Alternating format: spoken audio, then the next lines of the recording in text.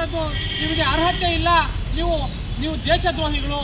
ಯಾರು ಭಾರತದ ಸಂವಿಧಾನವನ್ನು ಒಪ್ಕೊಳ್ಳಿಕ್ಕೆ ಸಿದ್ಧ ಇಲ್ವೋ ಅಂತಹ ಅವಿವೇಕಿಗಳು, ಅಂತಹ ಕೋಮುವಾದಿಗಳು ಈ ದೇಶದಲ್ಲಿರ್ತಕ್ಕಂಥದಕ್ಕೆ ನೀವು ಅನರ್ಹರಾಗಿದ್ದೀರಾ. ಈ ದೇಶವನ್ನು ಬಿಟ್ಟು ತೊಲಗಿ ಅಂತೇಳಿ ಇವತ್ತು ಕರ್ನಾಟಕ ಜನಸಂಘ ಸಮಿತಿ ಒಂದು ಘೋಷಣೆಯನ್ನು ಹಾಕುತ್ತೆ. ಜೈ ಜೈ ಜೈ ಜೈ ಜೈ ಭೀಮ್, ಜೈ